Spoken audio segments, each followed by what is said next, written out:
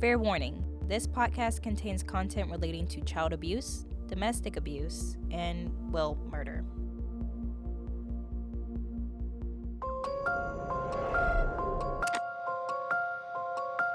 Welcome to Murder and Movies Podcast, M&M for short. Not sponsored. Where once a week we gather and talk about the darker sides of pop culture, film, and true crime. Today we're going to be talking about, not a heavy topic at all, just children stars who died too soon. R.I.P. children? Yeah, it's kind of sad. And believe it or not, there was quite a bit to work with. I'm like, there's plenty of celebrities who have passed, of course. R.I.P. to Betty White, who we lost. Too soon. 100 years was not enough. 99. She didn't even make it to 100. She was like weeks away from her 100th. I saw something that was like Betty White sacrificed herself so that all of the hell could end in 2021. I sure hope so. I hope it wasn't all for nothing. Yeah. But we're going to be talking about children's stars. Some of these you may have heard of.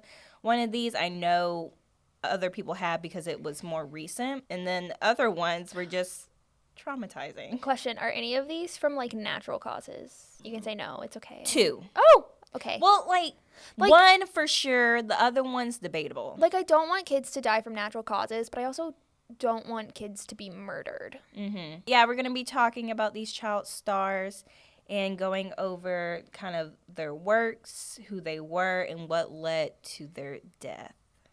Yay. The first one we're going to be talking about is Heather Orourke. Her last name is a struggle for me. I really don't understand why. Orourke. Am I saying it right? right? Yeah, you're right. It's Irish. Is it really? Yeah. Anything with an O, I mean, this could be wrong, but I assume anything with an O and an apostrophe is Irish. I don't know. Like O'Brien. Oh, yeah. Shit, you took a lot of notes for her. Yeah, I took a lot of notes over these because I wanted to get a very good grasp on these kids instead of just jumping to, oh, they died this way. Get to know the child, their works, like what led. That way when they die, it crushes you more. Yeah. Heather was born December 27th, 1975, so her birthday wouldn't have been that long ago. Yeah, we're filming this on January 6th. Yeah, I don't know when this is being uploaded, but yeah, her birthday was not that long ago. She would have been turning in her 40s for sure, because my parents were born in 73. She would have been in her 60s. No, 50s. No, what? 40s, because my parents were born in 73. She was born in 1975 in San Diego, California.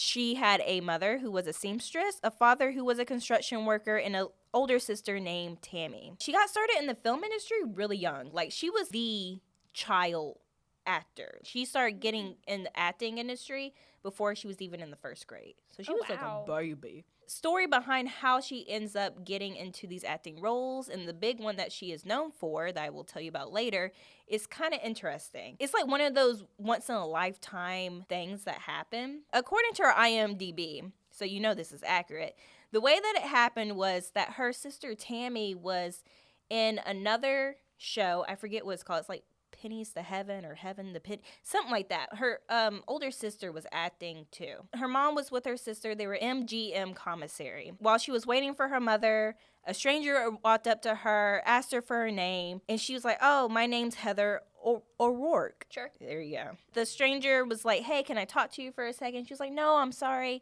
I can't talk to strangers. She was like 4 or 5 at the time, so she was like a baby. Hear me out, kids. Don't give your name to strangers. But of all the strangers to talk to, she talked to the right one, because this stranger ended up being Steven Spielberg. Talk to strangers, children. Do it. No, don't do Talk it. Talk to random men on the street. But if you're in a big studio where there's a bunch of actors and filming happening, you never know who's coming up and talking to you. And it happened to be Steven Spielberg who came up to her. That's awesome. And he was like trying to get to know her because he saw her. It was like there was something about her appearance. And I'm sure you don't know what she looks like, but I'll describe her. She had long blonde hair, pretty big eyes. She had like these cute little cheeks because she's a kid. Yeah. And at the time, he had just got done filming Raiders of the Lost Ark. I have not seen that, but I know it's a good movie. It's a very big movie. I know that. And he was in the production to film E.T., Nice. Plus another film. He did want to cast her in his next film, but he needed to find out if she was any good at acting because she had no film experience yet at this point. They did a screen test. You know what a screen test is? Kind of. It's literally what it sounds like. You test a screen? Yes. Yes, got it. In the first screen test, they were having her just literally scream. Wait, are you saying screen?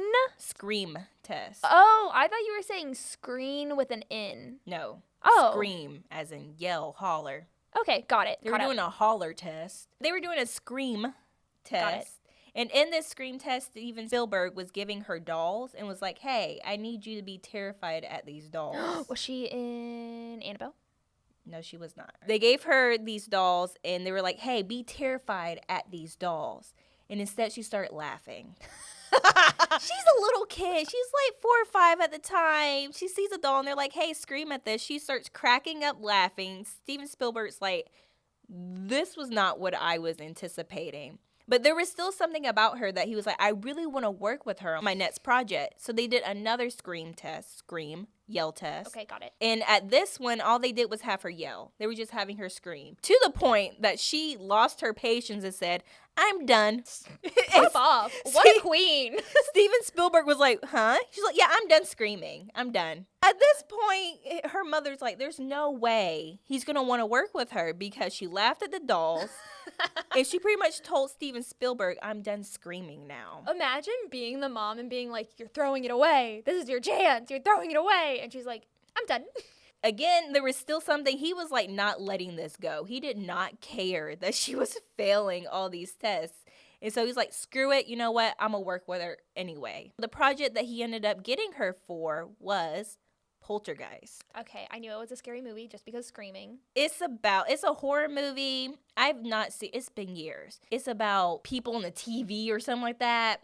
I want to say this one's about they live like on a native land or something. But it's that one where she's up on the TV and she's like, they're here. I think they made a remake and no one watched it. Probably. I didn't watch it. She played Carol Ann in Poltergeist, which came out in 1982.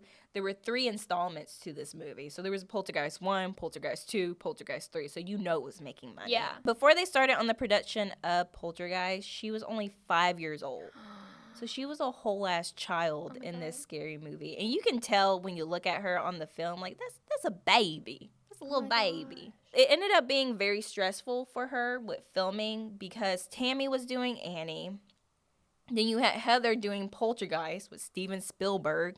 And because of that stress, her parents ended up divorcing. Yeah, it was sad. But it was the whole back and forth. And I don't know that industry like that, but I've heard it's very stressful. Yeah. And from what I read, they were gone like 5 days out of the week. Oh my gosh. Yeah, filming in LA doing the damn thing, and the dad was kind of like left alone. I can imagine that puts stress on any relationship. Yeah. Funny thing is, and this kind of ties to one of our other podcasts, they moved to LA and they moved close to Disneyland. Oh. Like right outside of Disneyland. Like it was like right there in their backyard. That's very fun for the kids. Mm-hmm. So if you guys want to check out our Disneyland podcast, which is about... That's a Disney. Yes, you can check that out. I think that one's going up after this one, but you should definitely go watch it.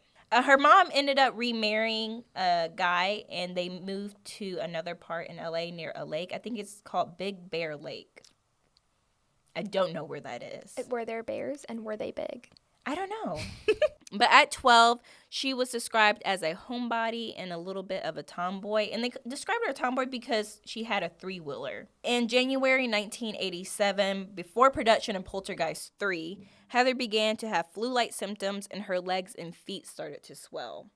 And you can actually see this in Poltergeist 3 when they're filming. Her face is like really puffy compared to like how before. Aww. And a lot of that had to do with the medication that they put her on because they ended up saying that she had Crohn's disease. Isn't that a thing that like older people get? No, I don't think so. I have the WebMD definition of nice. it. Because to me, when I think Crohn's disease, I think it's people who poop uncontrollably. I don't know. Yes, because there's the commercial where the girl's no more Crohn's. I didn't see that one. But Crohn's disease is described as a chronic inflammation disease of the digestive tract. Symptoms include abdominal pain and diarrhea, sometimes bloody, and weight loss. So that's what they ended up diagnosing her with based on her symptoms. In 1988, Heather was puking profusely, could not keep anything down. And she was really torn up, and her mom didn't know what to do. So they ended up letting her sleep in the bed with them because they're like, oh, she's sick. She feels bad. She probably just wants to be close to us. That morning, Heather's mom said she woke up and Heather was unresponsive. Heather's mom ends up calling the ambulance. And what's really weird is that before she gets in the ambulance, they say that they ask her, like, hey, are you okay? She's like, yeah, I'm fine. Like, I don't need to go to the hospital. I'm good now. I don't know what happened in between the time when she woke up in the ambulance arriving, but she ended up, like, reassuring everyone, like, I'm okay. I don't know how the progression started, and this is something that many people are confused about, is how her symptoms came and went. The ambulance took her. She ended up going into cardiac arrest and being flown to a different hospital where they tried to save her, and she ended up passing away. Did they, like, do an autopsy to be like, what the hell is wrong with this child? They did, which leads to a lawsuit. She didn't actually have Crohn's disease, that she was misdiagnosed. And what she really had was congenital stenosis. Sure. I've never heard of it. It's abdominal narrowing in blood vessels of the intestine, which was complicated by septic shock, which is organ injury or damage in response to infection. Wait, so why was there a lawsuit? It was a lawsuit because the mother felt that the previous hospital had misdiagnosed her. Oh, okay, that's fair. And mistreated her, and that's why she died. Because if she had been treated properly and had been diagnosed with the right stuff, she could have gotten surgery and lived, and it would have been okay. I tried to find what the outcome of that lawsuit was, but it was settled out of court. Oh. So they told us it's not our business. So basically, they were gonna lose, so they just gave the mom a ton of money to be like, go away. Which is kind of funny because their attorney was like, there's no malpractice here. I don't see any reason for a case, but they still settle out of court. So they felt some kind of threat. What was really sad, and I had found this, was Heather had given her mother a matching, like, you know those heart necklaces that are in half for Christmas, like the year prior? And her mother wore one, and Heather was buried with the other one. It's so sad. That's so sad. Yeah, it is. She was 12 years old. She died in February 1st. She pronounced dead at 2:43 p.m. That's so sad. On to another one. This one I did not know about, but it's super interesting because he was in Harry Potter. I'm sorry, what? This kid's name is Rob Knox. He was born August 21st, 1989 in Kent, England. His parents are Colin and Sally, and he had a younger brother named Jamie. He was in movies like After You've Gone, which came out in 2007. I don't suspect you're going to know any of these other than the Harry Potter one. Yep. He was in So This Is Christmas, which also came out in 2007. And, of course, Harry Potter and the Half-Blood Prince, which came out in 2009, where he played Marcus Belby. For most people who haven't read the books or don't remember the movies that well, I had to look up the scene that he was in. And I was like, oh my gosh, it's that kid. So, you know when Professor Slughorn's dinner party? Yes. He, like, has everyone there. He's the kid that's, like, chowing down on the ice cream. Yes. Okay. He was 18 years old when he passed. This was days after he had filmed the scene. I wasn't sure if it was that dinner scene or it had been a previous scene that he was in that just got cut, because I don't remember him being in any other part of that movie other than the dinner scene. Yeah. And so days after filming, he was outside a pub with his younger brother Jamie and some friends, and a guy, I don't know how the altercation started, but this guy came up to Jamie, his younger brother, and was trying to start something. And so, of course, Rob jumps in and is trying to defend his brother, and the guy pulls out a kitchen knife and stabs Rob. Oh my gosh. Yeah, and his brother says that he recalls when the ambulance came, his parents came, and his mom was holding him as he was crying, and they could just tell by the way the ambulance was, like, dealing with him, the paramedics, that he had already died. That's so sad. And here's something that I didn't know, but I'm not really surprised, is that London has a very big issue with crime as it regards to, like, stabbing. Yeah. Because I guess they don't have guns like we do. Like, we have gun issues. They have knife issues. Because of his reputation and him being in Harry Potter, it kind of, like, put a limelight on those knife issues that were happening. And because of that, his family and friends started a foundation in his name to help fight against knife crimes. Aww. At least, like, he has a legacy that, like, gets to live on. The guy who stabbed him... He was arrested, right? Hell yeah, he was arrested. Okay, good. He was arrested and charged. Good. So he is gone. He got a life sentence. He Good. is not getting out. I read multiple reports that he had 2 kitchen knives, but I just know that he was stabbed with a kitchen knife. I don't know who walks around with 2 kitchen knives. Also, why specifically a kitchen? Also, when you say kitchen knife, I think of, like... A butter knife? Not a butter knife, but, like, a sharp knife, you know, like a steak knife. Which I'm sure it wasn't a steak knife, but when you say that, and then I can just imagine being stabbed by a steak knife. That sounds horrid. But yeah, that's the story of Rob Knox. Someone I did not know. There are plenty of people from the Harry Potter series who have passed away. Yeah. Mostly because they're older now, which is so sad to think about. Yeah, like Vernon Dursley, he passed away. Professor Snape. Professor Snape. Yeah. Didn't the original Dumbledore pass away? I don't And that's when they replaced No, him? no. He refused to come back, and then they replaced him. He wanted more money. Bad mistake. That was a terrible mistake. I know one of them got arrested. I think one of the guys who played, like, Crabbe or Goyle, I'm pretty sure got arrested. I could be wrong. That would be fitting. Yeah. So the next one I have for you is way more recent. And this one actually tore me up a little bit because it's so close to, like, this person we grew up with. And it just like, seems more real. Watching, like, this person and then knowing that they passed. So the person I'm talking about is Cameron Boyce. Most people probably know about him because he was in Jessie. He was in Shake It Up. I did not know he was in Shake It Up. Oh, was he the little brother in Shake It Up?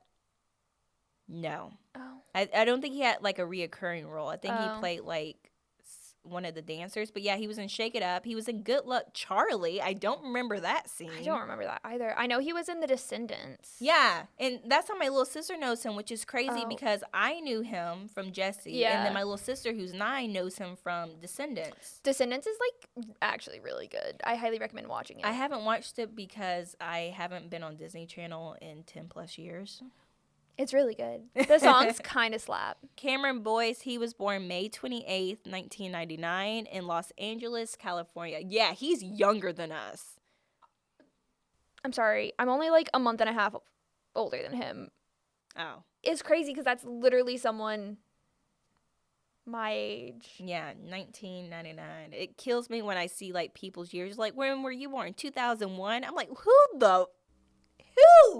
People, That's gross. People born in 2003 are in college. That is so gross. I hate that.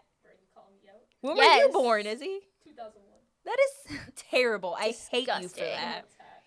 You should. So something I didn't realize until after he passed is that Cameron Boyce, you would not look at him and think that he is half black.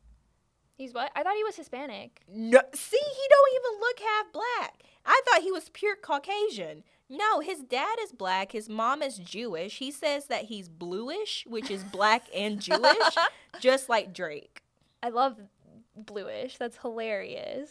But I never picked that up. And No. a very interesting fact that I read on his IMDb is that he's of Afro-Caribbean and African-American descent. His parental grandmother, Joanne Allen, was one of the Clinton 12, which were the first African-Americans to attend an integrated high school in the southern United States. So he comes from a very, very strong legacy. Yeah. He was very proud of his heritage because one thing that he said in a lot of interviews is his goal is to create spaces for more people of color to have leading roles. He just seemed like, I watched so many interviews with him. He seemed like such a humble guy. Yeah. Now I'm just like falling in love with him. This is so sad. Yeah, total sweetheart. He had a younger sister. Do you remember Jessie? Yes. So in Jessie, he dances a lot, right?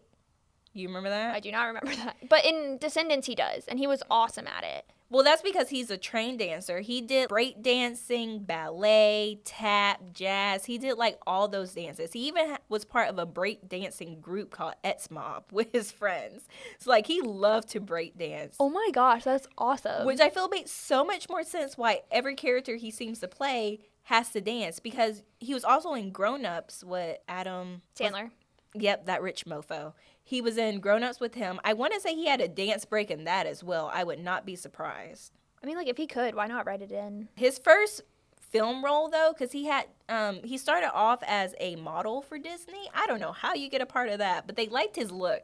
I'm guessing it was the freckles and the big smile, but he was a model for them. He was adorable. And he did commercials, he did ads, he did all that stuff. But his first, like, actual, like, big movie role was in Mirrors. I don't remember him in Mirrors. It's that horror movie. I want to say it's that one where you're not supposed to look in the mirror after someone dies because then you can see the person in the mirror. I've never seen this movie or heard of this movie. Well, it came out in 2008, and he was in that. He was a little baby because he would have been, what, 9? That's freaking gross. Like I said, he was in Grown Ups, which came out in 2010. Good Luck Charlie, don't remember what he played in that, in 2011. Shake It Up in 2011. Jesse, of course, that's what most people know him from. It was from 2011 to 2015, where he played Luke Ross. And then Descendants, which has multiple series, but the first one came out in 2015. So a month before Descendants 3 was released, July 6, 2019, Cameron was found unresponsive in his bed. Really wasn't that long, and for some reason I feel like he's been gone for so much longer, but it really wasn't that long. But he was pronounced dead at the age of 20. He was found dead at the scene, unresponsive, and he was only 20 years old. Oh my God. Yeah. So the cause of death was stated as due to seizure, which was a result of an ongoing medical condition for which he was being treated. And very few people knew, but he suffered from epilepsy. Yeah, like, I remember when people found out, everyone was like, I'm sorry, what? Like, everyone was shocked. So to me, I didn't know what epilepsy was. I just know anytime there's, like, flashing lights, there's always a warning for people with epilepsy. So I'm like, how did he die from epilepsy in his sleep? So, of course, I had to pull up the WebMD for this because that's where I go to whenever I have, like, an itch on my throat and I think I have cancer. So, WebMD says it's a problem with your brain's electrical system. A surge of electrical impulses causes brief changes in movement, behavior, feeling, or awareness. These events, known as seizures, last for a few seconds to a few minutes. So, he had a seizure in his sleep and passed away that way. Oh my gosh. Most celebrities, when they die, you didn't know that they were suffering. Like Chadwick Boseman. Yes, that's exactly what I was thinking about. Like, no one knew that he was sick. Literally no idea. And then you look at pictures and you're like, how did we not realize? Yeah, he was so, you could tell, pale. He had lost a bunch of weight. And yeah, it's like one of those situations. But like Rob Knox, his parents created the Cameron Boyce Foundation for him.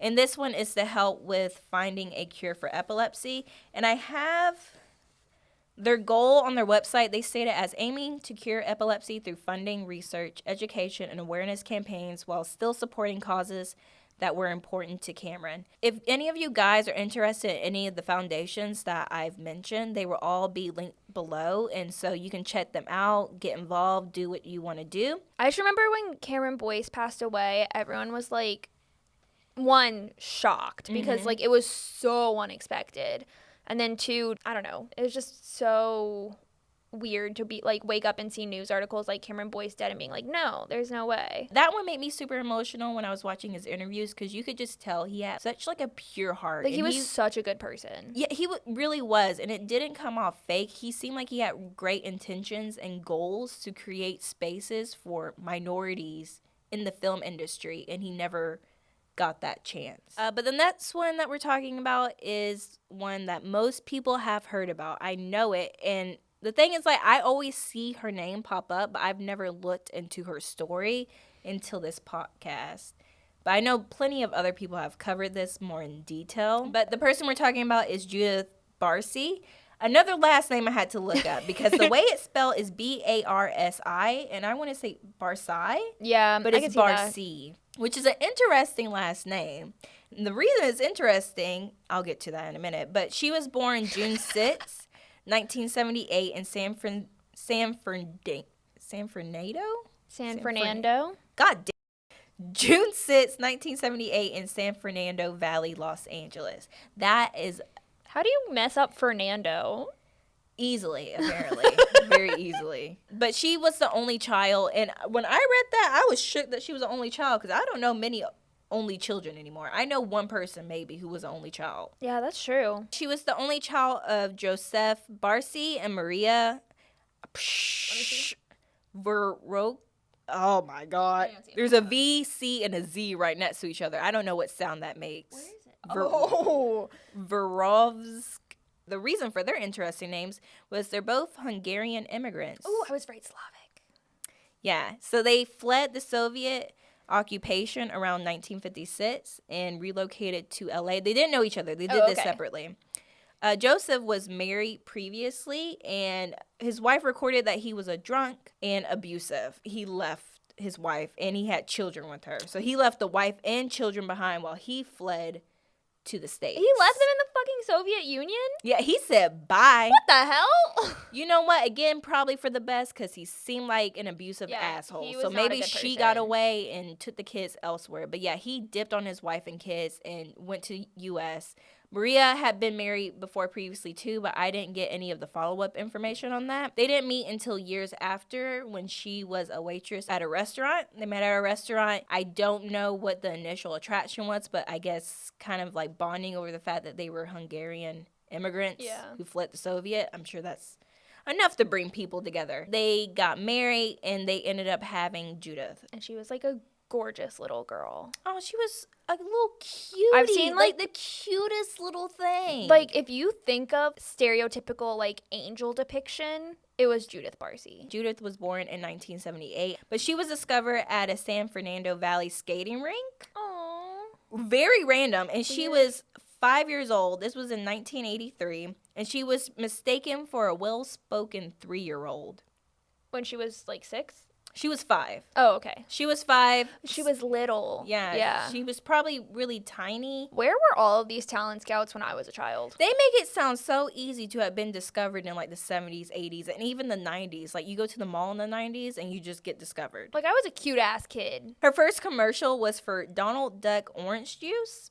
I didn't know he had his own orange juice. That sounds super fucking yummy. I hate orange juice, but I feel like I would drink Donald Duck's. Yeah. Mm-hmm. She went on to appear in a bunch of commercials, like over 50 different commercials. So, holy shit.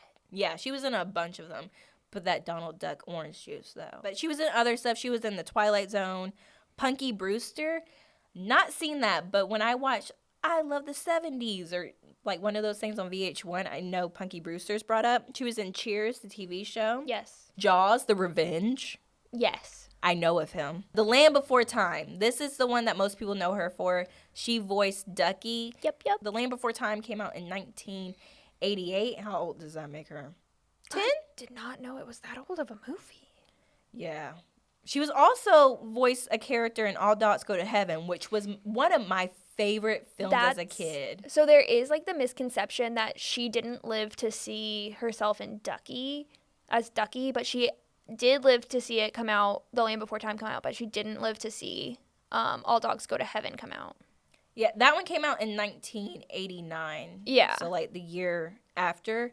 She voiced Anne Marie. I don't know which character that is. I think that's the one that has the dog that passes away, right? I think so. It's like a cute little girl. So her success allowed her and her family to move into a nicer house. She was making about $100,000 a year from these commercials before, these bigger roles came up. And so they moved into this house, and this is where, her dad was always a dickhead, but this is where his dickheadedness got worse.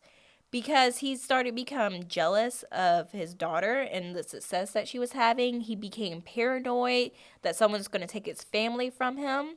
He was abusive towards the mother and the daughter. Did not let Maria work, which, is a huge red flag, because the reason that most abusers do that is because they want you to rely on them and only them, and they want to keep tabs on you. So he didn't allow her to work. In one of his episodes, it was said that he built an iron fence around the house, which was odd because the neighborhood that they lived in did not have, like, high crime. No one else had a big iron fence around their house.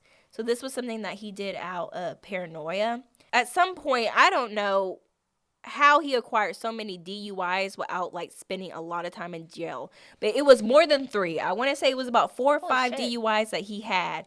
And during one of these episodes, he was being very threatening towards Maria and her daughter. And Maria called the cops on him.